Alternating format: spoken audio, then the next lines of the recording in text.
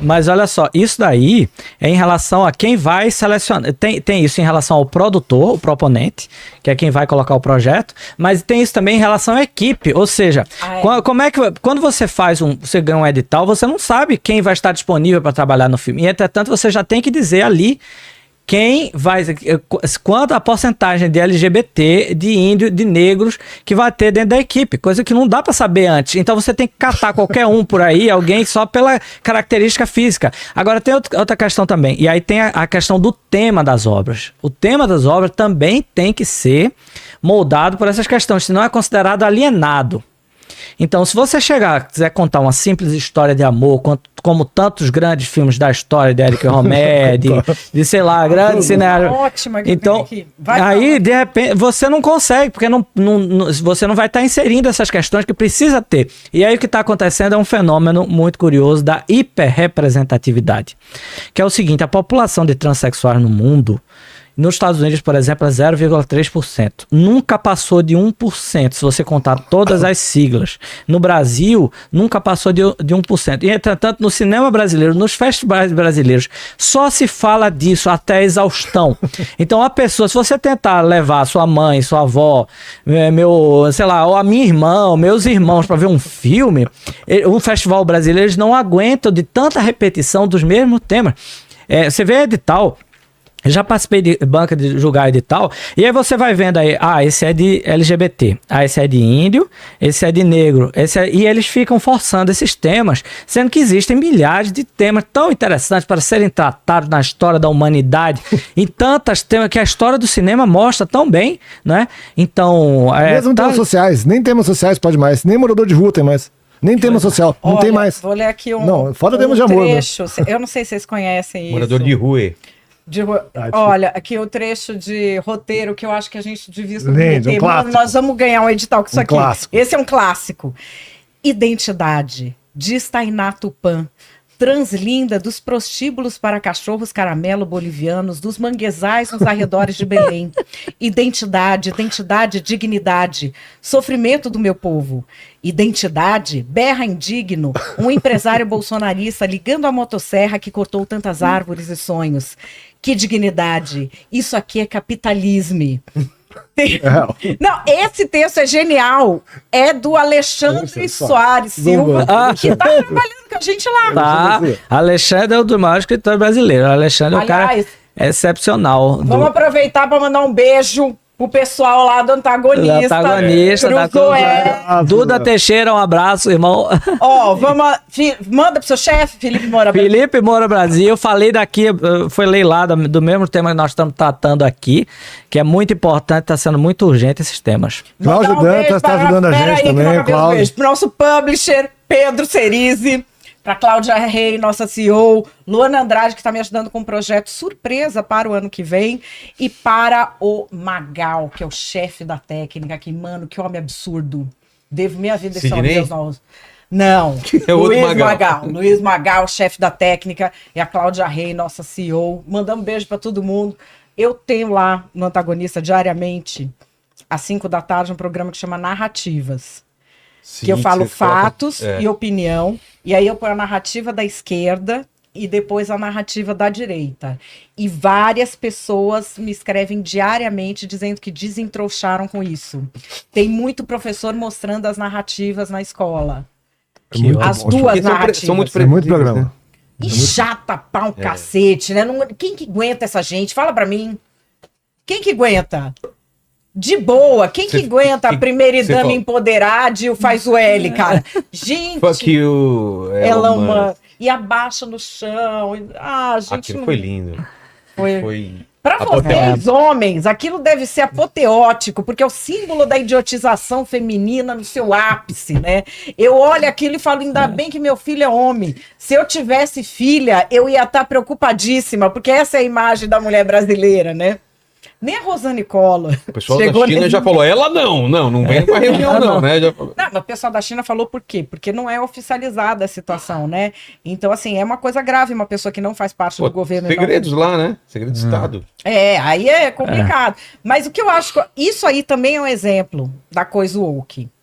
Desde quando que nós que existe primeira-dama empoderada ou feminista. Não existe. Ou bem é uma coisa, ou bem é outra.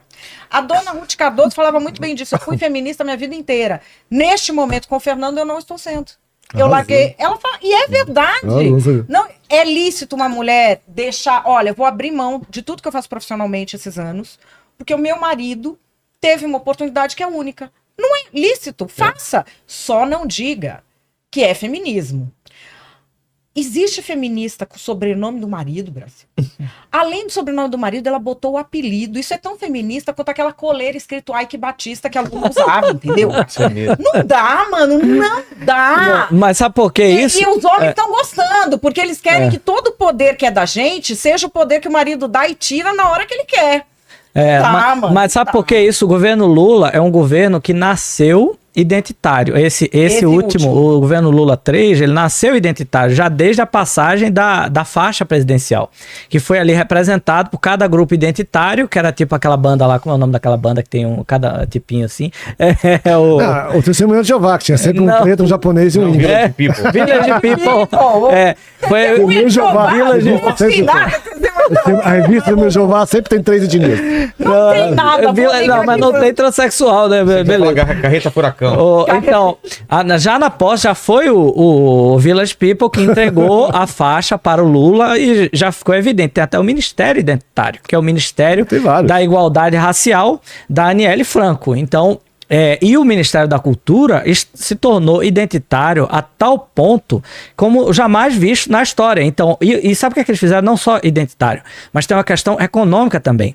Eles pegaram o Fundo Setorial do Audiovisual, que tem um orçamento gigantesco e que é um investimento nos filmes, e espalharam pelo Brasil, tirando do eixo Rio-São Paulo. Observe, o eixo Rio-São Paulo não é só o maior produtor audiovisual do Brasil, mas é também o maior consumidor audiovisual do Brasil, porque as cidades aqui são imensas, como São Paulo e Rio de Janeiro, são cidades que têm uma grande quantidade de cinemas e público consumidor do cinema. Então, por exemplo, no meu filme Jardim das Aflições, 30% do público estava aqui. Por quê? Porque é uma cidade altamente concentrada. Então, é natural que o orçamento da cultura, do audiovisual, esteja concentrado aqui.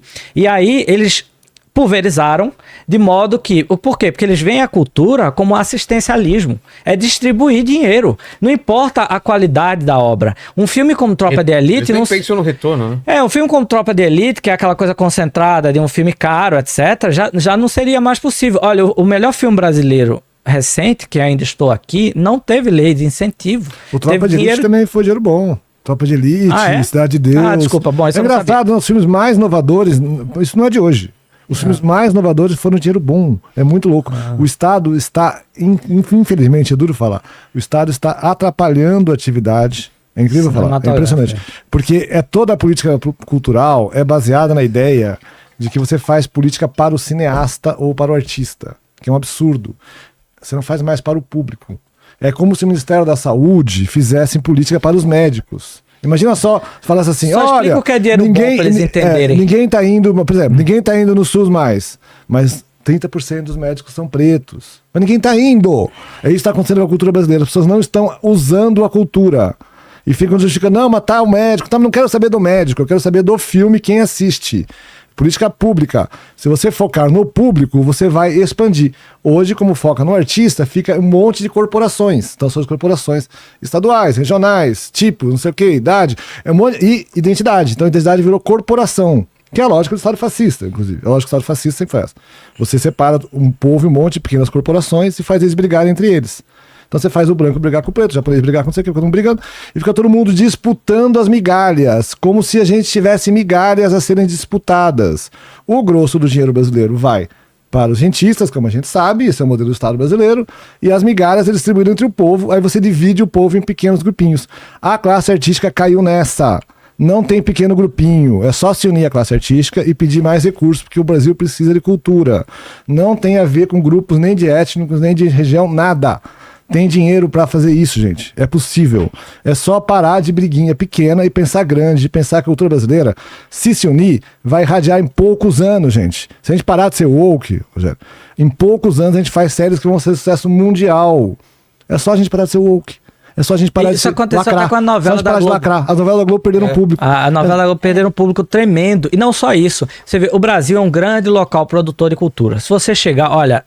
Na Rússia, o pessoal é meio xenófobo. Eles não gostam de estrangeiros, não entendem o que você está fazendo lá. Eles não falam inglês, não falam... Mas quando você diz que é brasileiro, eles mudam completamente. Porque eles têm acesso a esse soft power brasileiro, que é a cultura. Você vê, na década de 50, o Brasil era um imenso centro produtor de cultura. Nós tínhamos um dos maiores compositores do mundo, que era Villa-Lobos. A arquitetura moderna mais famosa do mundo, que era Oscar Niemeyer, Lúcio Costa, etc., que era exemplo para outros locais. Tinha a Bossa Nova, que era famosíssima. Então, e as cidades eram...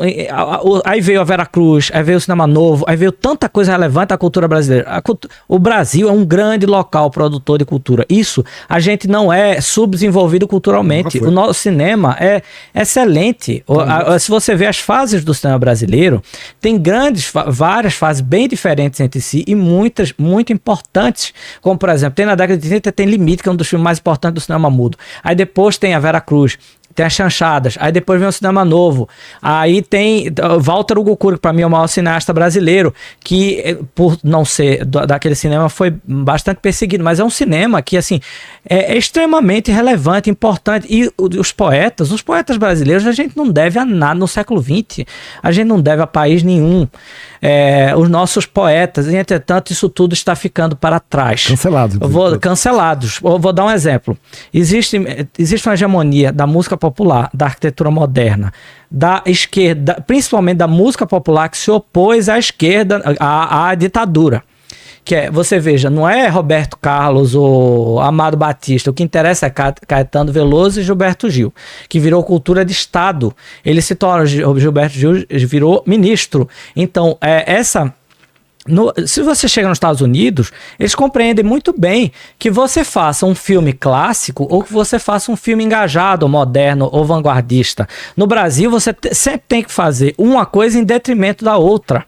Por exemplo, tem que fazer versos livres na poesia em vez de fazer as formas fixas. Isso virou um dogma no Brasil. Então, e a gente tem que trazer a verdadeira diversidade de pensamento, porque é isso que faz a força de uma cultura.